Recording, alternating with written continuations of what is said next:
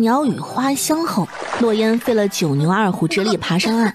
哟，小不点自己爬上来了呀？罗昭，你冷吗？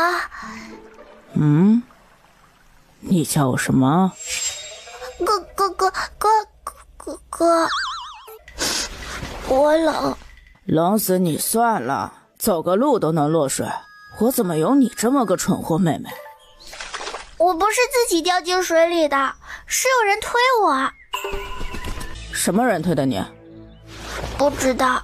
前世这个蠢货妹妹落水过了很久才被人发现打捞上来，但是发现的太晚，寒气入体，大夫说长大后可能很难有孕，结果居然是意外吗？半个时辰前，他忽然重生回来，想到今天是蠢妹妹会落水，就想着过来把她救上来。虽然妹妹蠢，但也是她妹妹不是，总不能眼睁睁看着她毁了身体啊。但没想到她来的时候，她已经爬上来了，还说有人推她。什么人敢把秦王府的小郡主推进水里？真是胆大包天了！哥，救我一条狗命！洛宽景在听到洛烟落水晕倒的事情后，表情没有丝毫变化。以后这种小事不要汇报。是，王爷。王妃，不好了，小郡主落水晕倒了。大夫去看了吗？下人怎么照看的？怎么会让她落水？大夫去看过了，小郡主被救治的及时，但年纪小，还是感染了风寒，不过没有性命危险。裴淑仪听到洛烟没有生命危险，长长的松了口气，哦了一声，就没有再多问。哎，王妃，您要不要去看看小郡主啊？她又没有性命危险，我去看她干嘛？我去看了，她就能立马好起来吗？您是小郡主的亲生母亲，您去看了，对小郡主来说是不一样的呀。王爷去了吗？应该没有吧。他还是孩子的亲生父亲，他都不去，我凭什么去？不去，要去你自己去，别来烦我。洛烟发了1天1夜的高烧，第2天烧虽然退了，但依旧蔫不拉几的。他坐在门槛上，双手撑着下巴，眼神放空。怎么生了一场病还变得安静了？别吵，我在思考。思考什么？思考我是不是被资本做局了？哼，也不烫啊，怎么开始说胡话了？哥，我生病这几天父王和母妃来过嘛？哦，原来他是伤心这个呀，没把人烧傻就行。洛昭放下心来。你又不是第一次知道他们2个没良心的不管我们的死活，你就当他们死了好了。哥，你要死啊？你想死别带上我，我还没活够呢。哼，你怕什么？有皇祖母在，他们不敢对我们怎么样。哥，皇祖母去大观音寺了，要除夕才能回来啊。时间太久了，我居然忘记了。洛昭现在只是个10岁的小孩子，说话怎么这么老成？而且一般这么大的孩子都对父母很尊敬仰慕，可洛昭却对洛宽景和裴淑玉没有丝毫的尊敬。洛昭该不会是重生黑化了吧？天哪，全家反派就已经够让我头疼了，再来一个重生黑化的哥，干脆洗了算了。啪嗒一下，洛烟往地上一躺，双手放在胸口，安详地闭上眼睛。你做什么？等死。话是我说的，跟你有什么关系啊？挨揍也是我一个人挨揍。已死勿扰。我看你是病好了，起来跟我去云深院。秋野和秋玉守在书房外，远远地看到洛昭驮着一坨东西过来。见过世子，见过长宁郡主。我要见父王。世子请稍等，属下这就进去通报。王爷，世子和郡主要见您。什么事？属下不知。让他们走。进来。是，王爷。骆景宽本想让他们滚，但想到若是被太后知道了，又要在他耳边唠叨，听多了也烦呢。落烟落水是人推进水中，现在脑子还给烧坏了。如果你不查出凶手，皇祖母那里你也没办法交代吧？秋玉大惊，世子什么时候胆子这么大了，敢用这种语气跟王爷说话？骆景宽眸色沉沉地盯着骆昭，骆昭也不惧他，父子二人隔空相对，谁也不让着谁，空气中似有火花。洛烟顺着骆昭视线小心翼翼地看过去，我勒个盛世美颜，书中也没说秦王这么帅啊，只说他在战场上受伤，双腿被废，只能坐在轮椅上，因为不良于行，所以他脾气暴躁，霸道专横，杀人不眨眼。他忽然觉得川叔也不是不能接受了，至少他爹长得帅，看着就心生愉悦。亲爹呀，有人要杀你亲亲女儿啊！骆宽景眼皮子猛地跳了跳，听着脚下的一坨嘚儿，浑身散发着森森寒意。秋玉见状不好，连忙把洛烟给扒了开，生怕王爷一怒之下做出谋杀妻女这种事儿。爹呀，救命呀！你的亲亲女儿狗命即将不保啊！像是拔萝卜似的，秋玉拉着他的两条腿用力的往外扯，洛烟用力抱住骆宽景的脚，而骆宽景用力的抓住轮椅扶手，以免自己被拽摔倒。他刚要呵斥，下一秒嘣的一下，骆宽景的鞋子连同洛烟一起被秋玉给拽开。属下该死，王爷恕罪。喂，老爹，你的脚还怪白的嘞。洛烟，啊！洛烟，你干什么？在给你穿鞋子呀，爹爹。不用谢我哈，给亲爹穿鞋子是我作为女儿的本分。今天我是巧克力，乖巧刻苦又努力。郡主，这种事交给属下做就行了。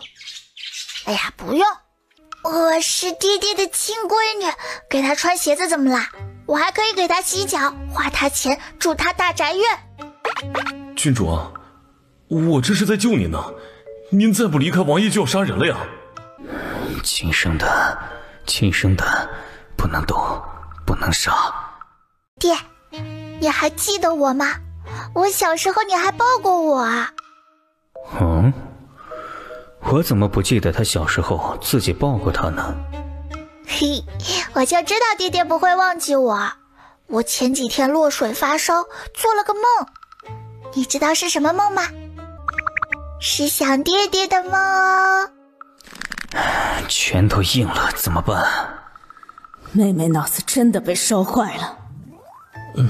脚趾头不知为何缩了缩，像抠出什么来。还不快把他拉走！是王爷。你看到了吧？洛烟本来好好的，这次落水发烧后脑子就出了问题，傻了不止一个程度。秦王府是你的地盘，你竟然还保护不了自己的女儿，你是残废又不是死了。骆昭，本王是你父亲。哼，你还知道你是我父亲？可我从小到大你管过我几次啊？我生病的时候你来看过我吗？啊，不对，我说错了，你根本就不知道我有没有生病。我一年跟你见面的次数一只手都数得过来，在你眼里我和洛烟的出生就是错的，你根本就不承认我们。如果不是皇祖母，或许我和洛烟根本就不会出生。你若是对本王对秦府不满，大可以离开，本王不会拦着你。我凭什么走？我是陛下亲封的秦王府世子，秦王府以后是我的，凭什么要我离开？本王还没有死，你倒是惦记起本王的王府，惦记本王的东西，还敢辱骂本王。骆昭，谁给你的胆子？哼，你比我老，以后肯定比我早死。你死了，秦王府就是我的。在本王没死之前，本王是秦王，是秦王府的主人，而你不过是一个小小世子。这世上有的是法子，让一个9岁的孩童早夭。洛宽景，你敢弄死我，皇祖母不会放过你的。还有，老子10岁，不是9岁。敢直呼自己父亲的名字，本王看你就是找打。秋玉，去拿戒尺，本王要好好的教训教训这个逆子。是王爷。洛宽景，你就是欺负我人小，有本事你等我长大呀！等我长大了，我要把你扔进水里喂鱼。本王会长长久久的活着，只要本王活着，你就只能做你的世子，永远越不过本王。洛宽景完全没有手下留情，没过一会儿，洛昭的屁股就出血了。爹呀，别打了，再打就出人命了呀！松开！洛言，你别管我，让他打死我算了。打死我以后，再和姓沈的那个臭婊子生个庶子。与其让一个庶子趴在我头上，我还不如被打死呢。满嘴脏话，该打。姓沈的那个臭婊子，谁呀？洛烟想了一瞬，终于想到了，是太后的侄女儿，从小就喜欢洛宽景。最重要的是，她曾经还救过洛宽景的命。要不是裴淑玉横插一脚，恐怕现在的秦王妃就是她了。我看落烟落水就是他派人做的，他今年都20了还不嫁人，他打的什么心思，这满京城的人谁不知道啊？今天他要杀落烟，明天就要杀我，然后再杀了母妃，只要除了我们母子3人，他就能嫁到秦王府。洛宽景，你对妻子不仁，对子女不育，你就是一个小人，你活该双腿残废！你有本事现在就把我们母子3人给杀了，给你的亲表妹腾位置！哥，你快闭嘴吧，我还不想死。好，今天本王就打死你这个不孝子！住手！还好，是王妃，王妃来了。王妃来了。洛宽景，你是个冷血无情的男人，阿昭是你的亲儿子，你竟然想要打死他！本王没有这么忤逆不孝、胆大妄为的儿子，打死了也省心。你疯了吗？母后不会让你这么做的。哼，别总拿母后压着本王，本王惩戒自己的儿子，不需要过问母后。裴淑一见搬出太后都对洛宽景没有用了，顿时有些急了。好歹也是自己身上掉下来的一块肉，他怎么能不担心呢？王爷，阿昭还小，可能说了几句不太好听的话，童言无忌，您大人大量，别跟他计较了。此事与你无关，滚！阿昭也是我儿子，怎么能与我无关？你要是敢想杀我儿子，就先杀了我。裴淑玉，本王娶你不过是看在母后的面子上，但母后总有老去的一天。你若是安安分分的，本王给予你秦王妃的尊荣；你若是敢不安分，本王会让你知道什么叫做生不如死。本王再说一次，滚！我就不。裴淑玉也不是吓大的，直接半趴在洛昭身上护着他。有本事你就杀了我们母子2人！哼，你当真以为本王不敢吗？一只手放在轮椅扶手上，眼中散发着一丝杀意。王爷，不可！其他人不知道，但他们2个知道，王爷的轮椅表面上普普通通，其实深藏暗器。一旦王爷按下开关，王妃和世子将会一同殒命。我的老天爷，我是什么 SB 吗？为什么要给我这么一个开局？全家反派就算了，还互相想让对方死，我的小命还能保得住吗？洛烟揉了把脸，默默地举了举手。那个，我刚刚突然想起来，是谁推我落水的？他的突然开口让洛宽景按住开关的手一顿。目光转移他身上。是小翠，她是我的贴身婢女。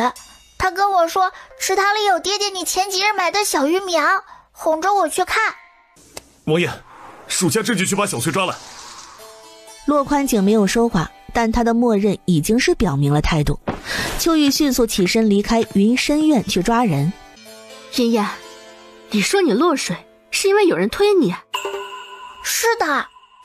王爷，我知道你不喜欢我也，但不管怎么说，妍妍是你亲生骨肉，你怎么能纵容王府里的奴才去欺负她？她还那么小。洛嫣是本王的女儿，就不是你的女儿了。本王也没看你对她有多上心啊。但秦王府是你的地盘，你是秦王，府里的奴才都是你的奴才，他们被主欺负你女儿，传出去你也颜面无光吧？此话有理啊。奴婢叩见王爷王妃。哼，小翠是吧？你身为郡主的贴身婢女，竟敢以下犯上，推郡主落水，你该当何罪啊？奴婢没有。就是他，爹，就是他推的我。郡主，奴婢没有推您，是您自己不小心落水的。哼，你个不要脸的小娘皮！骂的实在是太脏了，骆宽景忍不住闭了闭眼。满京城的女子，有哪个像她这样满嘴的脏话，像市井里的泼妇，不堪入耳。洛嫣掏了掏耳朵，便宜亲娘是在乡下长大的，恶意把她换走的嬷嬷死得早，嬷嬷家里的人重男轻女，经常不给她饭吃，村子里的人看她可怜，就时常接济她，她几乎是吃百家饭长大的。村子里妇女骂人大多都很厉害，她耳濡目染之下也学会了。娘，别骂了，问问是谁指使他做的。是谁指使你做的？一并交代，我还可以留你一个全尸。没有同伙，是我一个人做的，你们杀了我好了。死很简单，难的是生不如死。小翠，你再不交代是谁指使你谋杀郡主，就把你送到诏狱。你应该听过诏狱的名声，诏狱里没有问不出来的。小翠怎么可能没听过锦衣卫诏狱的名声，吓得脸色苍白，浑身颤抖。如果把她关进诏狱，还不如去死。她咬了咬牙，猛地朝一旁的一棵大树冲了过去。秋玉和秋野没动，骆宽景更是没动。洛嫣动了，但她就是一个小短腿儿，哪里跑得过小翠这个成人？眼看着小翠的脑袋就要撞到树上的时候，咻的一下，一道黑影从树上跳下来，直接一脚把小翠给踹了出去。我操！喂！电视剧撑不起我，竟然真的有安慰这个东西。骆宽景看了眼秋玉，秋玉轻轻点头，上前把小翠给扛起来离开。黑衣人看了一眼一直盯着他看的洛嫣，朝骆宽景拱了拱手，又咻的一下飞上树。爹，我要学。学什么？学刚刚那个黑衣大哥的功夫呀！太帅了！咻的一下从树上飞下来，又咻的一下从树下飞上去。妍妍，你是女子，学什么武功？女子怎么啦？男子能学武功，女子也能学。男子拥有的力量，女子也可以拥有。你不能因为我是女子就小看我。妍妍，你是皇室郡主，你应该学琴棋书画、诗书礼义，做一个端庄大气的郡主。他就是因为礼数不好，处处比不上裴梦婉那个贱人。侯府全家上下不喜欢言行粗鄙的他，看不起他，只喜欢裴梦婉。他可不想让自己女儿也被人看不起。我不管，我就要学武功。学琴棋书画有个屁用啊！遇到危险就只能干瞪眼。秦王府郡主是个高危职业，必须要有保命的功夫啊。爹，我想学。就当是教小猫啦。喵喵猫。你若是能爬上去，本王就让人教你。真的？你可不准反悔啊！骆宽景淡淡的嗯了一声，落烟把袖子往上拔了拔，刚走到树边，似是想到了什么，回头看向裴淑玉：“娘，哥好像有点死了。”无人在意的角落，骆昭滑溜溜地晕了过去。如果不是落烟提醒，都没有人发现。裴淑玉见状，连忙吩咐下人把他抱走去请大夫。他本来也想跟着过去的，但想着落烟还在，只能停下，目光担忧地看着他。妍妍，你真的要学武功，会很累的。哼，只要能飞，累点算什么？嘿，渣爹这次还真是失算了啊！前世他可是村子里的小霸王，下河捉鱼摸虾，爬树掏鸟的，浑身使不完的牛劲儿。爬个树而已，手拿把掐。骆宽景淡漠的眼神罕见闪过一抹惊讶。哇！王爷，小郡主身体很灵活呢。哦，那他交给你了。王爷，属下觉得秋玉的性格比较适合教郡主。你俩一起。树上，落烟对着蹲在树干上尽职尽守的暗卫：“黑衣大哥啊，我有个问题憋心里很久了，想问你，你们当暗卫的怎么解决生理大事？直接拉在树上吗？”看小说的时候呢，落烟就好奇这些暗卫怎么主子一叫全都出来了。他们不需要吃饭喝水拉屎的吗？作者也没写呀。回郡主，属下等轮流替班。哦，那如果你们执行任务的时候肚子疼，想要拉粑粑怎么办？暗卫沉默2秒，忽然夹住落烟的胳肢窝，飞身下树，把他送到骆宽景跟前儿，随后又飞上树，消失不见。爹，我爬上树了，说话不算数，明天变王八哦。秋妍和秋玉每日卯时去找你。卯时？那不就是5点？天都还没有亮吧？要不晚点？不想学可以不用学。学，为了能飞上树，我必须学，学不死他。妍妍啊，学武功很辛苦的，你是女孩子，又是皇家郡主，身份贵重，为什么要去学武功啊？哎，娘啊，我是郡主不假，可在自家王府里都有人要谋害我，如果不是我反应快，就真的死了啊！王爷不是已经把小翠抓走了，去问话了吗？会抓住幕后凶手的，你不用担心。不担心个锤子哦！不出10年，整个秦王府的人全都死了。娘啊，你有没有想过和爹做一对琴瑟和鸣的恩爱夫妻？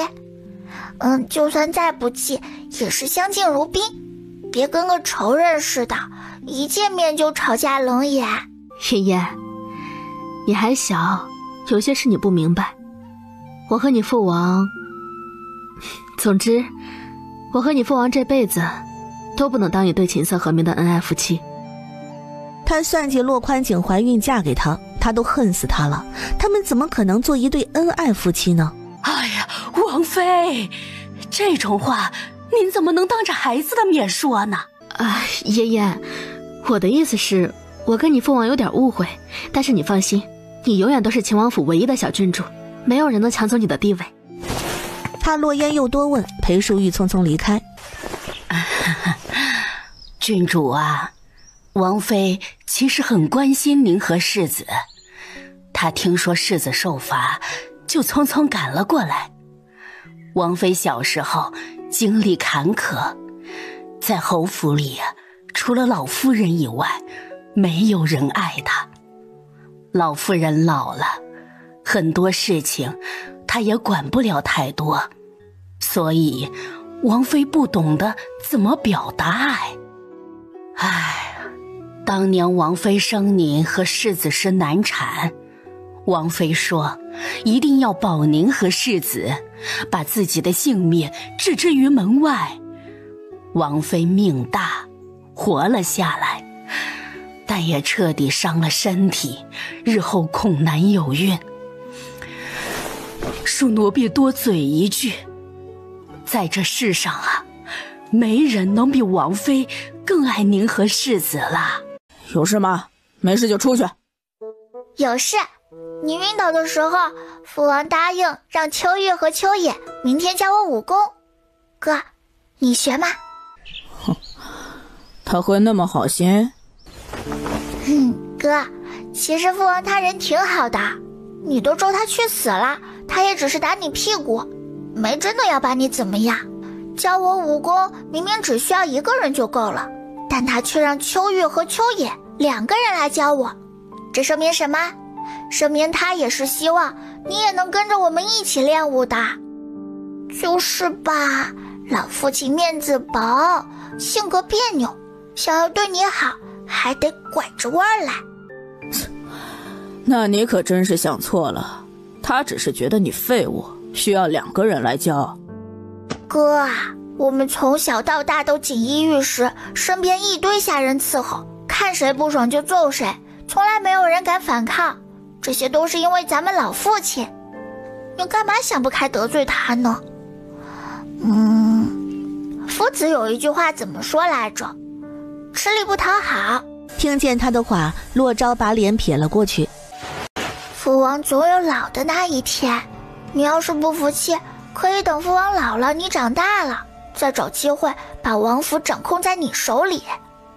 大哥、2哥和3哥只是养子，你才是王府世子。只是你现在嘛，就是一个连毛都没有长齐的小逼嘎，秋玉一屁股都能给你坐死。你没必要跟自己置气，好好练武，等待将来有一日翻身奴家把歌唱，把他狠狠地踩在脚底下出气。不得了了，小郡主竟然也对王爷不满，还串通世子篡位。他在房顶能一屁股坐死人的秋玉听到如此大逆不道的话，待不住了，从房顶一跃而下的离开了洛昭的清风院。洛昭蹙眉，目光探究地落在洛烟身上，这种话可不像是一个10岁的小女孩能说得出来的。我都能重生回来，难不成妹妹也……洛烟，你是不是也……是的。太好了，我们不愧是龙凤胎，一同降生，还能一同重生。哥，我已经发誓要改过自新，过去的事就像发了霉的面包，发酵的牛奶，氧化的苹果，太毒太辣，我们要往前看，让它过去吧。不可能！罗烟，你不要告诉我你死得那么惨你都不在乎。我当然在乎了，可是我们现在才10岁，才10岁啊，就是一个孩子，我们现在所有的一切都仰仗父王，如果得罪了父王，我们怎么报仇？你说的对，今天是我冲动了。哎呀，对嘛，跟谁过不去也别跟自己过不去，我们要利用父王的权势，秦王府的势力，把我们自己养得好一些。对，到时候咱们兄妹联手，一定能把那老东西给踩在脚底下，我要让他跪下叫我爹。但是有一点，如果父王执意不放权，他又没有弱点，我们很难对付他，所以我们得给他制造一个弱点。洛昭想了想，觉得洛烟说的有道理啊。怎么给他制造弱点？他连我们2个亲生儿子亲闺女都不在乎，他就是个冷血无情霸道专横的男人。嘿嘿，英雄难过美人关，父王如果有了喜欢的女人，那对他手拿把捏。我们去哪儿给他找女人呢？笨！哇，找什么女人？难道你想让父王找个侧妃妾室，然后生出一大堆庶子庶女，然后来抢我们的地位，分我们的财产？母妃是父王名正言顺的妻子，长得不说倾国倾城吧，也国色天香吧。只要父王和母妃恩爱，以后这王府还不就是我们兄妹两个的？哼，你知道母妃是怎么才嫁到秦王府的吗？知道啊。你知道还觉得母妃和父王能够成为一对恩爱的夫妻？你做什么白日梦呢？哎，你不懂，没有什么感情是做不出来的，嘿嘿嘿。你，洛言，你是女子，有哪家女子能说出这么放浪的话？我知道我是女子，不用你提醒。哥，我是认真的。你想啊，如果父王和母妃两人能和好，就算不相爱吧，能相敬如宾，也比见面就冷眼掐架对我们有利吧。你想想洛廷义和裴梦婉，他们两个是京城最恩爱的夫妻，京城里的人总是拿他们跟父王和母妃做比较。还有他们两个的龙凤他哥哥洛宇聪明伶俐，妹妹洛彤活泼可爱，哪里像我们两个，一个嚣张跋扈，一个人憎狗厌。你有没有发现，我们每次出门都会有人拿洛宇和洛彤出来跟我们比？我们已经被他们比过去一世，你难道还想这一世也被他们给比过去？想要生活过得好，就得改变现状。我们要把前世那些看不起我们的所有人都踩在脚底下。你说的对，我听你的。我们要把那些看不起我们的人通通都踩在脚底下。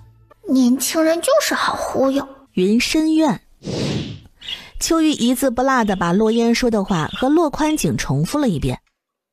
哼，本王还真是养了2个好儿女啊。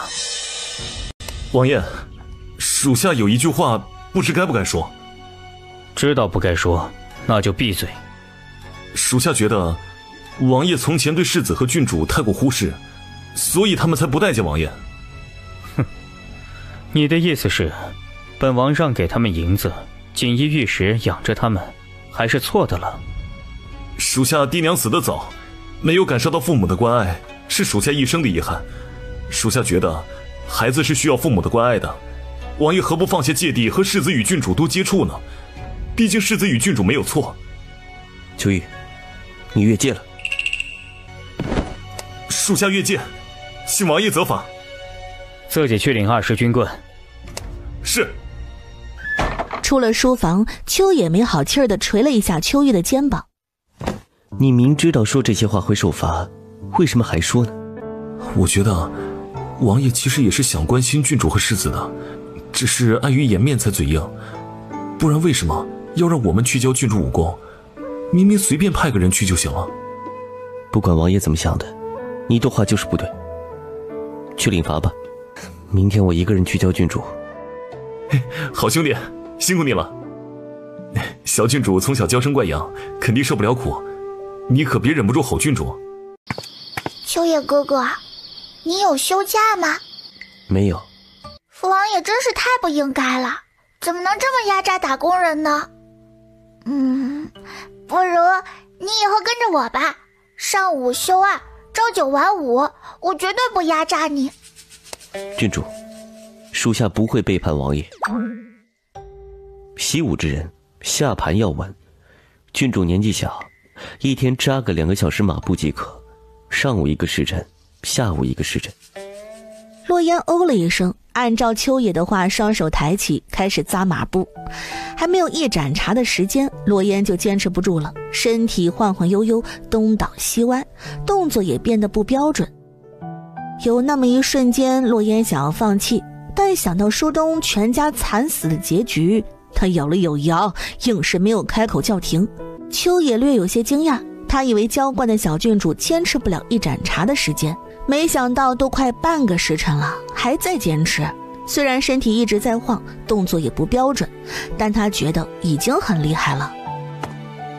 半时辰到，郡主可以休息1炷香时间，用过早膳后再继续。秋野的话音一落下，洛烟腿一软，啪嗒一声，整个身体连同整张脸趴在地上。扶我起来，我腿软。王爷，属下很少见到这么小的孩子，第一次扎马步能坚持这么久，没有大喊大叫。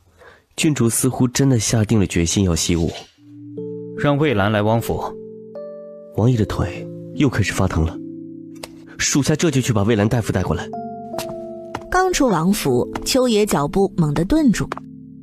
不对呀，魏神医给王爷炼制了很多抑制疼痛的丹药，丹药还有很多，如果腿疼，王爷吃丹药不就好了？找魏兰大夫来做什么？慧儿想到今天他去教洛烟习武，一开始扎马步，腿和胳膊都是很酸疼的。秋雨说的真对，王爷明明是想关心郡主和世子，只是很别扭，过不了心里那关。哎，四手，别抖了！我四腿，你也别抖了！哎呀，没出息的东西，以后别想跟着我。秋野带着魏兰来的时候，就看到洛烟扭着身体瞪着自己胳膊和腿，在那里骂呢。哎，不好意思，刚刚被鬼上身了。郡主，这位是魏兰大夫，医术高超，来给您调理药浴。您泡过药浴后，身体会好很多。哦，等等，你说他叫什么名字？小郡主，我叫魏兰。魏神医是你爷爷吗？啊，是。小魏大夫，你成亲了没有呀？没有。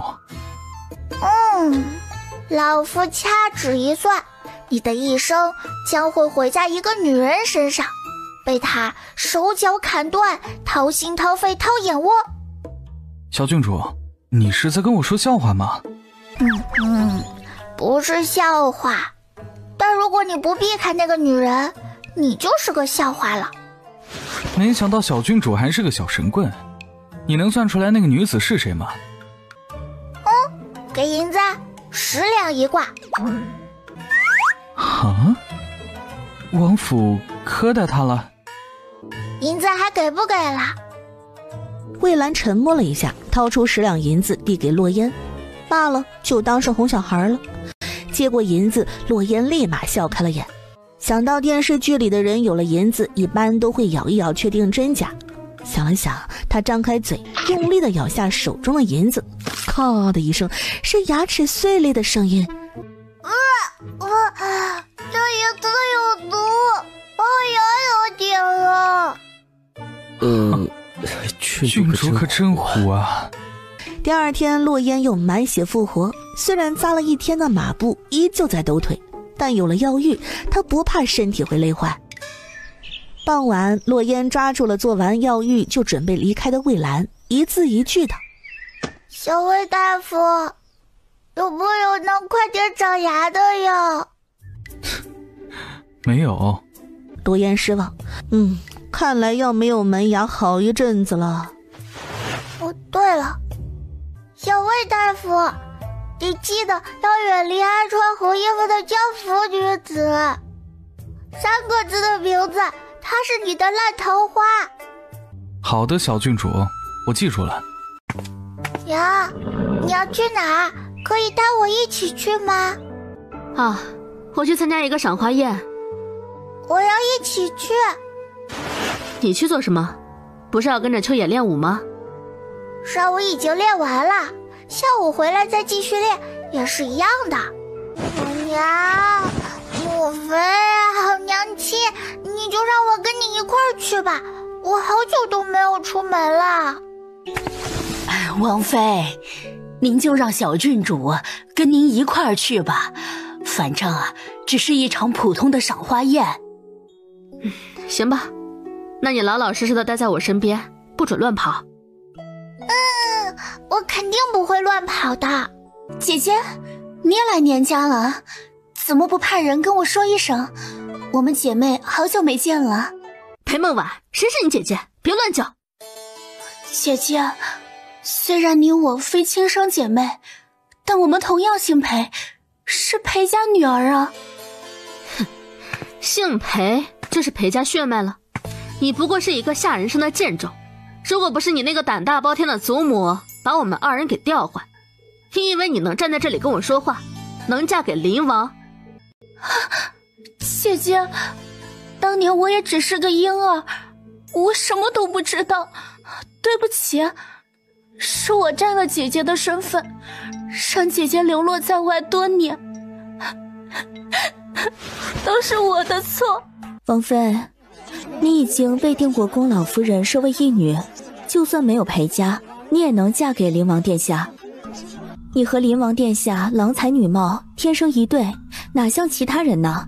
就算再眼红，也只能眼睁睁看着你嫁给灵王殿下，看着你们恩爱一生。景师，你不能这么说，姐姐她已经嫁给秦王殿下了，想必对王爷已经不喜欢了。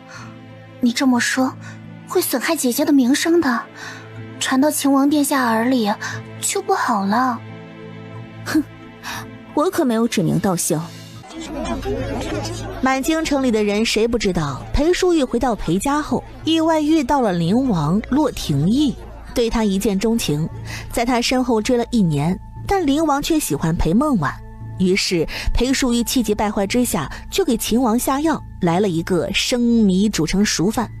虽然她如愿嫁给了秦王，但秦王对她是非常不待见的。她这个王妃，哪怕生下了孩子，也是有名无实。死丫头，你大胆！你竟敢辱骂本郡主！秀儿，给本郡主掌嘴！秀儿一愣，年近失则捂住额头，看着洛烟，反应过来她是长宁郡主，比身份她可比不过，立马看向裴梦婉求救。王妃，妍妍，都是误会，景师以为是下人扔的石子，一时情急骂了出来，绝对不是骂你。大婶儿，你谁啊？你有什么资格叫本郡主的名字？我是你姨母。抱歉，我娘的娘只生了我娘一个女儿，我娘没有姐妹。你是从哪个犄角旮旯里冒出来的？下巴尖的能戳死人，长得跟个蛇精似的。你该不会是从哪个山里蹦出来的蛇妖吧？听说蛇妖最会装了，还能操控人心呢。姐姐，我知道你不喜欢我，但也不能这么教孩子吧。妍妍可是皇家郡主啊，可不能被教坏了。屁股一出就图一乐，真放屁还得看你。洛烟又捡起地上的鹅卵石，狠狠地朝裴梦婉脸上砸了过去。本郡主身边的教养嬷嬷是皇祖母给本郡主的，你这个死蛇精竟敢说皇祖母身边的嬷嬷不行，你完了！本郡主要跟皇祖母告状。不敢质疑太后，只是妍妍，你就算不认我这个姨母，也该称呼我一声皇嫂吧。太后身边的嬷嬷一定不会教你对长辈不敬吧？哦，你还知道你有个身份是我皇嫂啊？那你该喊我娘什么？你该喊我娘皇婶，而不是姐姐。你既然已经嫁到了皇家，那就应该遵循皇家这边的规矩。你天天叫我娘姐姐，不知道的还以为你不满洛廷，二皇兄不满皇家呢。啊，我不是，我没有。你没有什么？你没有不是故意叫我娘姐姐，你明知道我娘不喜欢你，还总是凑到我娘面前找存在感。你想干什么？我看你就是故意激怒我娘，让所有人看到我娘出丑，你就达到了你的目的。我去你奶奶的腿！你就是让所有人知道我娘是裴家真正的大小姐又怎么样？还不是不如你这个假货。你要让所有人都知道我娘只能是你的陪衬。嘿，你咋嫩贱呢？水至清则无鱼，人至贱则无敌。你真无敌，比无敌还无敌。你辱骂长辈，不敬长辈，到底是谁教你的？就你这家伙，死蛇精，嘴上涂了个胭脂，就好像那个什么煎饼果子刷大酱，你配值得我娘费尽心思吗？哭什么哭？我一个小孩子都没有哭，你哭什么？这里全都是女人，你装哭给谁看？一大把年纪了还装哭，脸上的皱纹都能夹死苍蝇了。哎呀，你不会要装晕了吧？不会吧，这点承受能力你是怎么嫁进皇家的？我娘被你们羞辱这么多年，从来都没有装哭装晕过。醒醒吧，别装了，你这辈子都不配和我娘相提并论。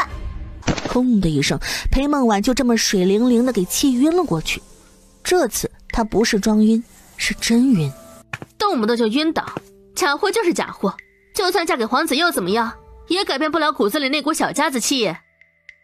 第一次呀，这是第一次他对上裴梦婉是大获全胜。裴淑玉十分激动，想狠狠抱着他的宝贝闺女儿亲上几口。阿婉，年怀看到裴梦婉晕倒在地，大惊失色，上前一把推开他的丫鬟，不顾礼仪廉耻，就要把她抱起来离开时，耳边传了一道轻喝声：“年怀，你要做什么？”叶夫人在看到年怀的动作，差点被吓晕。他一个外男，怎么能对皇家王妃动手动脚？这里还有这么多人呢，轮不到他一个外男插手。年怀也反应过来，刚伸出去的手犹豫了一下，又收了回来。他站起身，目光冷冷地看着裴淑玉。裴淑玉，又是你！你为什么总是欺负阿婉？你非得看阿婉去死，你才罢休吗？大胆！你竟敢直呼当朝超一品王妃的名字！王妃乃陛下亲封的秦王妃，年少爷，你见到王妃不仅不向王妃行礼，还敢直呼王妃的名字，你是不把王爷放在眼里，还是不把陛下放在眼里呀？就是，本妃是陛下亲封的秦王妃，敢对本妃不敬，就是对皇家不敬。怎么，你们年家要造反不成？王妃，都是误会，我们年家对陛下绝对是忠心耿耿的。阿怀，还不快跟王妃道歉？裴淑玉还是第一次看到年怀吃瘪，心情极好，还冲他挑衅地挑了挑眉。看到裴淑玉挑衅般的眼神，年怀死死咬住后槽牙，就是不肯张口给他道歉。叶婶婶，我觉得他不仅要跟我娘道歉，还要跟我这个亲亲皇嫂道歉。毕竟刚刚他还直呼了我亲亲皇嫂的名讳，还叫得那么亲昵，也不知道我皇帝伯伯和皇后伯母知道了会是什么表情呢？你胡说什么？我与林王妃清清白白，只不过我们两家的关系好，小时候有些来往，我把她当成自己亲妹妹看待，对自己亲妹妹自然是关心的。我还要说你们？呸！秦王妃，你为什么要欺负林王妃，还把她给气晕了过去？哼，我们女人之间的事，你插什么手？你是裴梦婉什么人啊？你以什么身份来给她做主质问我？年怀没有资格，那本王是否有这个资格？叩见林王殿下。王爷，您终于来了。本王听说了，阿婉，抱歉，是本王来晚了，让你受委屈了。没事的，王爷，姐姐，不，秦王妃说的都是实话罢了。妾身不是裴家真正的血脉，是我配不上王爷。不，阿婉，你聪明豁达，这世上只有你才配得上本王，除了你，本王不会有任何女人。王爷，您是天家皇子，怎能只有妾身一人？莫要说这些笑话了。傻瓜，除了你，本王对其他女子没有丝毫兴趣，这辈子也只会有你一个王妃。本王要与你一生一世一双人。王爷啊！落雁看着两人如同做了现场版那啥一般，不知天地为何物，扑哧一声大笑出声。裴淑玉，本王命令你立刻给阿婉道歉。她晕倒跟我没有关系。你还敢狡辩？在场的人除了你，还有谁敢欺负阿婉？每次遇到阿婉，你就要针对她。她到底做错了什么？裴家有你这么一个女儿，当真是家门不幸。裴淑玉脸色白了白，无论裴梦婉说了多少句，都不如洛廷义这一句对她的打击更让她心痛。哼，你就算是裴家真正的大小姐又怎样？王爷还不是不喜欢你，反而娶了我。林王你好大的胆子！我娘可是皇帝伯伯亲封的秦王妃，按照规矩，你得称呼她一声皇婶，可你却不知尊卑，直呼我娘的名字。你眼里还有没有皇家规矩？还有没有大周？还有没有皇帝伯伯？胡说！本王怎会不知尊卑？是你娘先欺负的阿婉，阿婉是本王的妻子，也是皇家儿媳。要说过错，那也是她的错。洛廷义，你眼睛瞎了，嘴巴也哑巴了。你不分青红皂白，上来就指责我娘欺负这个蛇精脸。大理寺判案还需要讲究证据，你说我娘欺负了蛇精脸，证据呢？你把证据拿出来。王爷，洛嫣，本王是你皇兄，阿婉是你皇嫂，你竟敢直呼本王的名讳，还敢骂阿婉，谁教给你的规矩？我跟你先学的呗，不是你先叫我娘名字的吗？我娘是你皇婶，你都能叫她名字，我为什么不能叫你名字？我就要叫洛廷义，洛廷义，洛廷义，洛廷义，洛廷义，洛廷义，洛廷义，蛇精脸，蛇精脸，蛇精脸，蛇精脸，蛇精脸。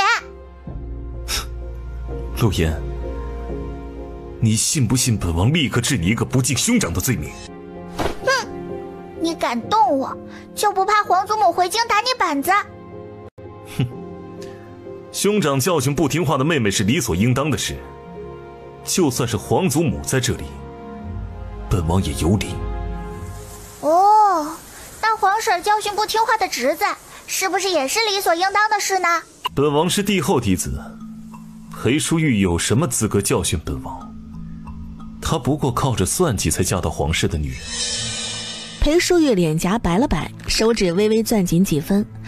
皇帝伯伯怎么就生了你这么个废物皇子？我娘不论用什么办法嫁给我爹，那就是我爹的妻子，皇家儿媳，你的皇婶。世家讲究一荣俱荣，一损俱损，皇家也是如此。你对我娘不尊重，就是对我爹不尊重，对封我娘为秦王妃的皇帝伯伯不尊重。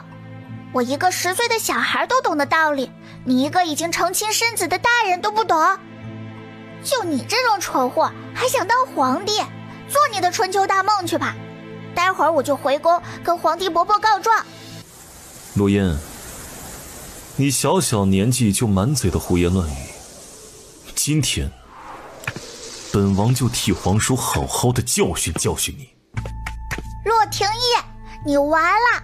你诅咒我爹死，我不仅要跟皇帝伯伯告状，我还要去跟我爹告状，你就等着挨板子吧。洛嫣，嘿，别叫！你无能狂怒的样子真的很丑，这么多人都在呢，皇家颜面真是被你丢尽了。父亲，这该如何是好啊？这丫头啊，小小年纪却牙尖嘴利，寻常像她这般大的孩子可说不出来那番话。年大老爷认同的点头，刚刚也被洛嫣的那些话给惊到了。派人去秦王府，跟秦王殿下说明一下这里的情况吧。好。你说什么？王爷，是年大老爷身边的长随亲口说的，年家请您去一趟，您要不要去？不去，自己闯的祸自己解决。王爷，灵王在，您若是不去，王妃和郡主会吃亏的。把林王妃给骂晕，指着洛廷义的鼻子辱骂，这叫吃亏？本王看他们本事大得很呢。王爷好像有点生气啊。不确定，再看看。姐姐，都是我的错，跟王爷无关。王爷只是太爱我了，才会对你出言不逊的。就当妹妹我求你了，不不要再叫嫣嫣说那些话好不好？不会说话就给我闭嘴！姐姐，我们姐妹之间的矛盾是大人的事，嫣嫣还小，你这么教她，把她教坏了，被皇祖母知道了，一定会对你心生不满的。姐姐，我是为了你好啊。裴淑仪根本听不到他说什么，他只想把自己的胳膊给拽回来，可裴梦婉抓得太紧了，指尖不知何时深深掐入他的肉里，他吃痛用力一甩。阿婉，阿婉，你怎么样了？王爷，不怪姐姐，是妾身不小心没有站稳，姐姐是无心之举，你不要责怪姐姐。穆青，把洛烟给我抓起来。穆青也就是洛廷义的贴身侍卫，听到洛廷义吩咐，动用内功，转瞬之际抓住了躲在人群中的洛烟。洛廷义，你要干什么？放了嫣嫣！哼，你伤了阿婉，碍于身份之别，本王不能对你做什么。但洛烟是本王的皇妹，本王有资格教训不听话的妹妹。你敢？秦王还没有死，你没有资格教训嫣嫣。便是皇叔在这里，本王也要狠狠地教训这个出言不逊、不敬皇兄的丫头。王爷，嫣嫣还小，和我们童儿一般大，童言无忌，你不要放在心上。阿婉，就是因为洛烟年纪还小，才要好好的教导，不然等她长大了，还不知道要惹出什么祸事来。洛廷义随手折断了树上的一根树枝，面无表情地朝洛烟走过来。裴淑仪见状，想要上去阻拦，却被年静师给拦住。父亲，不拦着一些吗？灵王殿下做事儿，哪里是我们年家能插得了手的？洛廷义，你敢打我，我就敢去跟皇祖母告状。兄长教训不听话的妹妹，天经地义，便是皇祖母也不会说什么。洛廷义冷笑一声，抓住洛烟的手，把她的手心朝上。我打发了，这逼真不要脸了，敢当众对我动手。可手心的疼痛却出乎意料的没有传来，只听叮的一声，洛廷义手中的树枝被一块石子给打飞。洛廷义猛地抬头望过去，只见前方一个坐着轮椅的男人被人推了过来。叩见秦王殿下。啊，父王，我就知道你会来救我的。父王，他骂母妃还打我，最重要的祝你死。洛廷义一听，狠狠刮了一眼胡说八道的洛烟。啊，你看，他还瞪我。皇叔，秦王妃伤了阿婉，不仅如此，洛烟还胡言乱语，对本王出言不逊，直呼本王名讳。您刚刚不在，本王就想着替你好好的教训教训他。见洛宽景没有搭理他，洛廷义深感压力。皇叔，您不要怪王爷，是我的错，是我不小心摔倒，王爷只是太着急我了。嫣嫣童言无忌，被人挑唆说了几句不好听的话，我不会放在心上的。阿婉，你不要给他说话，本王看得清清楚楚，在场的这么多人也都看到了，就是他推的你。你呀，就是太善良太重感情了，他每次欺负你，你都不计前嫌为他说话。都是妾身欠姐姐的，是妾身占了姐姐的位置，姐姐怎么对妾身，妾身都心甘情愿。当年你也只是个什么都不懂的婴儿，你知道什么？你什么错都没有。真是小刀拉屁股开了眼了，我从来没见过这么能颠倒黑白胡说八道的人。皇叔，你也看到了，洛烟当着您的面都这么嚣张，不好好教训一顿的话，以后还不知道会闯出什么祸事出来。我父王母妃都在，还轮不到你来教训我。嫣嫣，你别说话，我看你就像是个坏了的葡萄，一肚子的坏水。当年的事你只是个婴儿不知情，那现在呢？我母妃回来了，你为什么还要赖在裴家不走？你就是舍不得裴家的权势，你嫉妒我母妃，你看不得我娘好。我母妃在乡下长大，自然是不如你这个从小在裴家长大，琴棋书画样样精通的大小姐。所以每次遇到我母妃，你就来嘲讽我母妃。你知道我母妃最在乎什么，故意戳我母妃的心。我母妃才不要跟你搞什么姐妹情深。那句话怎么说来着？当了女表还想立牌坊，说的就是你这种人。王爷，不是的，妾身不是这样的人。阿婉，本王信你，你怎么可能是这种人呢？只要王爷相信妾身，便是妾身死了就无遗憾了。胡说什么？本王要你跟本王一起长命百岁。皇叔，洛烟满嘴脏话，实在不配成为一个合格的皇家郡主。若再不纠正他这扭曲的性格，将来必成大患。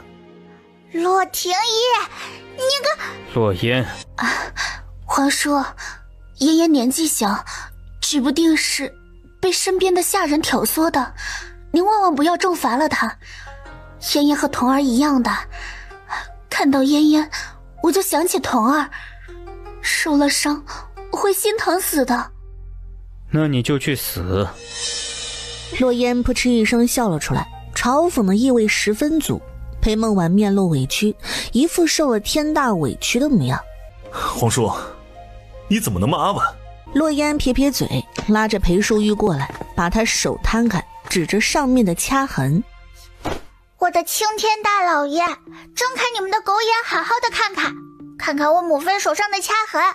我母妃都快被蛇精灵给掐出血了，还不能把她给推开了。一天天的就你逼事最多，明知道我母妃不喜欢你，你还碰她的手，还故意掐她。她把你推开了，就是她的错。你是莲藕托生的嘛？心眼子咋那么多呢？王爷，妾身没有，妾身没有掐姐姐，妾身怎么会掐姐姐呢？妾身亲近姐姐都来不及。阿婉不会是你说的这种人。秦王妃，你不惜弄伤自己来陷害阿婉，当真是居心叵测。果真是乡下长大的，就会用一些上不得台面的法子去陷害对自己好的妹妹。嚯，好久没有见过这么愚蠢又纯正的恋爱脑了。好想给他一个大嘴巴子。裴淑玉看着洛廷义极力地维护裴梦婉，哪怕证据已经摆在他面前，他还是不信自己。就像从前一样，他闭了闭眼，把掐痕掩藏在袖子里，心中彻底凉了下来。雪烟，我们走吧。不行，你们不能走。洛烟年纪小，看在皇叔的面子上，本王就不计较他的大逆不道了。秦王妃，你伤了阿婉，必须跟他道歉。大理寺判案需要讲究证据，如今证据就在裴淑玉手上，你却当作看不到。洛廷义，你的脑子里除了女人还有什么？被一个女人拿捏住，你这些年的书都读到狗肚子里去了，愚蠢至极。皇叔，阿婉的性格全京城都知道，她连一只蚂蚁都不敢踩死，怎么会掐秦王妃来陷害她？动不动就全京城，全京城，你当京城是你的吗？胡言乱语！爷，他又骂我，你看呀！缺了2个门牙，还这么能说会道，这么有精神，每天加练1个时辰。洛烟睁大眼睛，立马捂住嘴巴，骂得太欢，竟然忘了他没了2个门牙。这下呀，他彻底老实了。是非黑白不是你一句我一句就能说清的。既然婆说婆有理，公说公有理，那就去大理寺吧。皇叔，不过一件小事，去什么大理寺？你的王妃和裴淑玉之间必有一个撒谎，事关你的颜面，大理寺最是公平公正，一定能给你的王妃一个清白。裴梦婉心下大变，瞬间感觉到了惊慌失措。不过一件细微小事，去什么大理寺啊？大理寺一定能看得出来，裴淑玉手腕的掐痕是外人掐的，而不是他自己自娱自乐。他低下头，眼珠子不断的转动。一个念头冒出来，装晕。